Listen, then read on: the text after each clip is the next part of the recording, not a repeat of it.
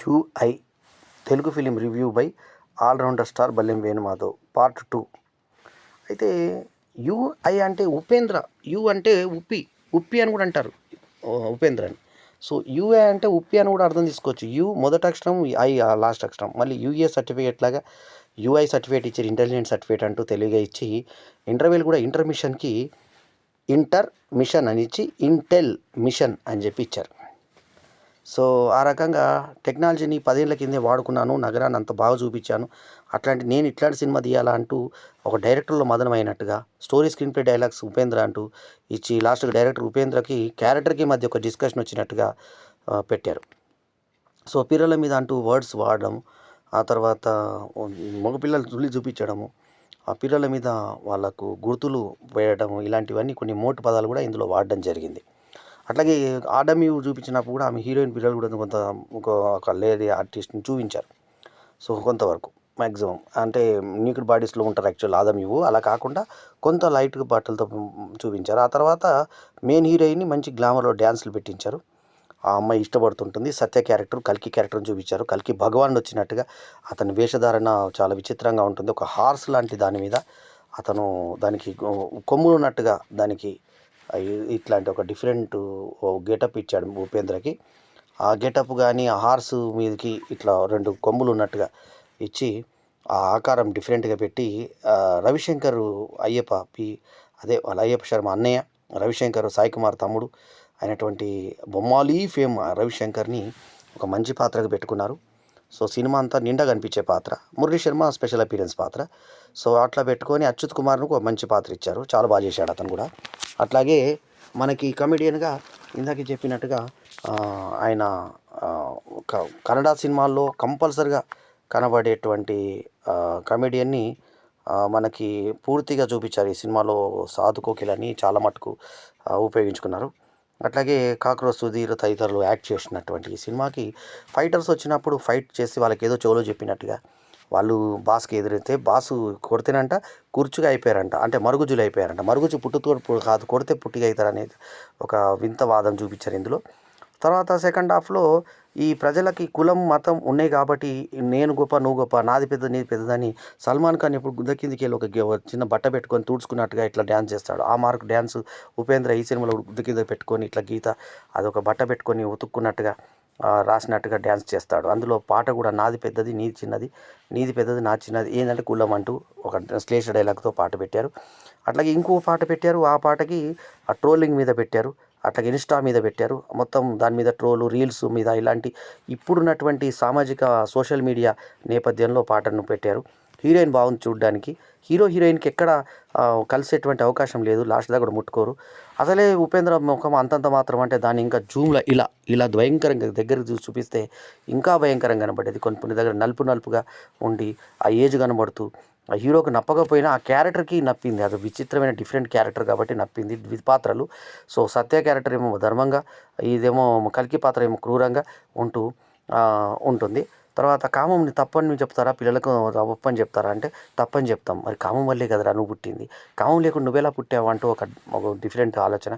So ఇది చూసిన తర్వాత ఒకడు లేదు తప్పే కరెక్ట్ అని అన్న తర్వాత ఒక లేడీ కూడా వచ్చి మాట్లాడితే ఆ లేడీ కూడా కామ్గా మూసుకొని లోపలికి వెళ్ళిపోతుంది. చూడు చాలా తెలివైన తల్లి లోపలికి వెళ్ళిపోయింది. స్వార్థం నీ కొడుకుని బతికించాలనుకుంటున్నావు అంటూ డిఫరెంట్గా ఉపేంద్ర తన పిచ్చి కథలతో ఇంతకుముందు చేసిన వాటిలో ఎంతో ఒక ప్రకృతి, తర్వాత ఒక పురుషుడు, తర్వాత నేను అనేటువంటి ఎన్నో తత్వాల మీద ఆయన సినిమా చేశాడు. కానీ అతని స్థాయికి తగ్గ సినిమా అయితే కాదు ఇది 100% యూఐ. సో దీన్ని ప్రేక్షకులు ఏదో గడబడైనట్టుగా ఇప్పుడు ఓంకారంలో చూపించినట్టుగా ఫస్ట్ గూండాయిజులు అంతా ఇట్లా చూపిస్తారు, అదే టైప్ ట్రెండ్ ఇందులో చూపించే ప్రయత్నం చేశాడు. బాగా భారీతనంగా అనిపించింది సినిమాలో. కేజీఎఫ్ లాగా తీసుకొచ్చే ప్రయత్నం చేశాడు. ఒక 25 మంది కలిసి రేప్ చేస్తే గ్యాంగ్ రేప్లో పుట్టిన పిల్లాడుగా చూపించారు. అయితే అతని కవలగా ఈ సత్య ప్లస్ ఇతను ఇద్దరు పుట్టారా ఒకరు పుట్టారు చూపించకుండా అచ్యుత్ కుమార్ దగ్గర ఇతను పెరిగినట్టుగా 12 తర్వాత పుట్టినందుకు ఇతను కల్కి అవతారం కింద చూపించి కల్కి ఏ రకంగా అయితే నిర్మూలన చేస్తుంటాడో అయితే మంచి చేసినటువంటి వాళ్ళని కూడా నరుకుతూ పోయేటువంటి కల్కిగా ఇతన్ని చూపించారు. బుద్ధుడు తర్వాత మళ్ళీ 2500 సంవత్సరాల తర్వాత ఇదే పుట్టినట్టుగా ఏదో డిఫరెంట్గా చెప్పే ప్రయత్నం చేశాడు ఉప్పి. కానీ అది కొంతవరకు ఫెయిల్ అయిందనే చెప్పాలి. సో ఉన్నంతలో ఇతని డిఫరెంట్ ట్రెండ్, ఇతని యొక్క రెగ్యులర్ ప్రేక్షకులు ఇతనికి ఉంటారు కాబట్టి ఉప్పికి డెఫినెట్గా ఉపేంద్రకి ఒక సూపర్ స్టార్డమ్ ఉంది కన్నడలో. అయితే కన్నడలో ఆడిన పెద్ద సినిమాలు ఏవి కూడా ఇక్కడ ఆడవు. ఏవో కొన్ని పోలీస్ స్టోరీ, తర్వాత మన దండుపాల్యం, అలాంటి 1, 2 సినిమాలు తప్ప పెద్దగా అక్కడ ఉన్న రెస్పాన్స్ ఇక్కడ రాదు. కాకపోతే ఇక్కడ రెస్పాన్స్ కూడా ఉపేంద్రకి మాత్రం మంచి ఫ్యాన్స్ నాతో సహా మంచి ఫ్యాన్స్. నేను కూడా మంచి ఫ్యాన్‌ని ఉపేంద్రకి. అయితే ఈ మధ్య డిఫరెంట్ పాత్రలు పెద్ద పెద్ద సినిమాల్లో చేస్తున్నాడు ఉపేంద్ర. అటు అల్లు అర్జున్ సినిమాలో కూడా మనకి 'సన్ ఆఫ్ సత్యమూర్తి' లాంటి సినిమాలో మెయిన్ రోల్ చేసి అటు అల్లు అర్జున్‌నే కనబడకుండా చేసినటువంటి అద్భుతమైన నటుడైనటు ఉపేంద్రకి నటుడుగా ఒక క్లోజప్ పెట్టినా ఇలా కళ్ళు ఇలా ఇలా ఆ గుడ్లు ఇలా తిప్పడం ఇలాంటివన్నీ ఉపేంద్రకు వెన్నతో పెట్టిన విద్య. సో నటుడిగా అతన్ని ఏమాత్రం వంక పెట్టలేము. కాకపోతే సబ్జెక్టులో దమ్ము లేక సినిమా చతికిల పడ్డా అంటే మాత్రం వాస్తవము. కాకపోతే డిఫరెంట్‌గా చేసేటువంటి ప్రయత్నం చేసి మాట తనని ఉన్నటువంటి క్రేజ్‌ని ఒక సరిగ్గా వినియోగించుకోలేకపోయాడని మాత్రం చెప్పవచ్చు. ఫోటోగ్రఫీ బాగుంది, గ్రేడింగ్ బాగుంది. డిఫరెంట్‌గా 'కేజీఎఫ్' లాగానే చేసేటువంటి గ్రేడ్ చేసే కెమెరా క్లారిటీ చాలా బాగుంది. సో ఓవరాల్‌గా ఈ సినిమా ఒక డిఫరెంట్ షేడ్స్ తోటి వచ్చినటువంటి యూఐ సినిమా. అటు తొందరగా జనాలకు అర్థం కాదు. ఆ అర్థం కాదని చెప్తూనే స్టార్ట్ చేశాడు. లాస్ట్‌కి ఈ సినిమా చివరికి ఆఖరికి కథ అంతా చినిగిపోయింది. దాన్ని బృహత్ కథ ఏదైతే చింపేసి కాల్చేస్తారో సరిగ్గా శ్రీనాథుడు వినలేదు కదా అని చెప్పేసి మొత్తం అయిపోయిన తర్వాత శ్రీనాథ్ పడుకొని వింటాడు. ఆ కథ అంతా మళ్ళీ చెప్పి ఏ రకంగా రాయించుకుంటాడో శర్మకి, ఆ రకంగా ఈ కథ కూడా ఆ డైరెక్టర్ రాసినట్టు చింపేసినటువంటి కథని మళ్ళీ ఆ రూపం వచ్చి ఏ రకంగా జరుగుతుందనేది ఇది. లాస్ట్‌లో ఏంటంటే కులాల మీద ఏం చేశాడంటే, మీ దేవుడిని నమ్మకపోతే ముగ్గురు దేవుళ్ళని తొక్కుకుంటూ పో అంటే తొక్కుకుంటూ పోతే తను రాళ్ళేసి కొడతారు. ప్రేయసి తనలాడుతుంది, బాధపడుతుంది. సో ఇందులో ఏం చెప్పాడంటే దేవుడు లేడు, మతం లేడు, కులం లేదంటే కుక్క ఇదేం కుక్కరా అంటే మరి అదేం కుక్కరా అంటే ఊర కుక్క. మరి దీనికే తేడా ఉన్నప్పుడు కులాలు మతాలు ఎందుకు లేవురా? నీ ధర్మం ఏంది తెలియదు నాకు, నీ కులం ఏంది తెలియదు నాకు అంటే కులం మతం లేకుంటే ఏందిరా అంటే ఇక్కడ తీరా చూసే వరకు చిన్న పుట్టిన పిల్లల దగ్గర నుంచి ఇక్కడ నీ మతం నా జాతి నీ జాతి అంటే ముడ్డికాడు కూడా లేపి చూసుకొని పిల్లలను చూసి పిల్లల మీద నంబర్లను బట్టి 253 అని అనౌన్స్ చేసినట్టు, గవర్నమెంట్ అన్ని వాళ్ళకి భోజనాలు ఆ రకంగా ఇచ్చినట్టు, సెల్ ఫోన్లు అన్నీ పంపిణీ చేసినట్టుగా డిఫరెంట్‌గా కొత్త కొత్త ఆలోచనలతో ఉపేంద్ర ఎప్పుడు చేసినా కూడా డిఫరెంట్‌గానే ఉంటుంది. ఆ కొత్తదనాన్ని ఈ సినిమాలో యూఏలో కూడా మెండుగా చూపించినప్పటికీ సినిమాలో సరైన స్టఫ్ లేక అక్కడక్కడ చతికిల పడ్డం మాత్రం వాస్తవం. అమ్మాయి హీరోయిన్ బాగుంది. మంచి చిన్న చిన్న నిక్కర్లతో అమ్మాయి అలరించే ప్రయత్నం చేసింది. పాటలు 2 కూడా డిఫరెంట్‌గా ఉండేటువంటి ప్రయత్నం చేశాయి. సో ఓవరాల్‌గా సంగీతం పరంగా, సాహిత్య పరంగా ఒక మంచి స్థాయిలోనే ఉన్నా కూడా కథలో ఇంకా కొంచెం స్పష్టత లేక ఎప్పటి ఉపేంద్ర సినిమాలో ఉన్నటువంటి భావోద్వేగాలు ఇందులో ఇంకా తక్కువగా కనపడ్డాయి. ఆయన లెవెల్ సినిమా మాత్రం ఇది కాదు యూఐ.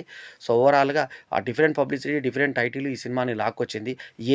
అలాంటి డిఫరెంట్ సినిమాలు ఓంకారం గుర్తు ఇట్లాంటి సినిమాలతో ప్రేక్షకుల్ని తనదంటూ ఒక బాణీని ఏర్పరచుకొని ఆయన ఒక పంచేంద్రియాలను తర్వాత పంచభూతాలని కూడా ఒక సినిమాలో నేను అనేటువంటి క్యారెక్టర్ ద్వారా అతను ఎన్నో రకాల డిఫరెంట్ స్క్రీన్ ప్లేతో ప్రయోగాలు చేసినటువంటి ఉపేంద్ర లాంటి ఒక మేధావి డైరెక్టర్ చాలా రోజుల తర్వాత చేసిన సినిమాగా అభిమానులందరూ హర్షించదగ్గ సినిమా అయినా కూడా ఈ సినిమాలో ఇంకొంచెం సరుకుంటుంటే ఇంకా బాగుండేదని మాత్రం అనిపించింది.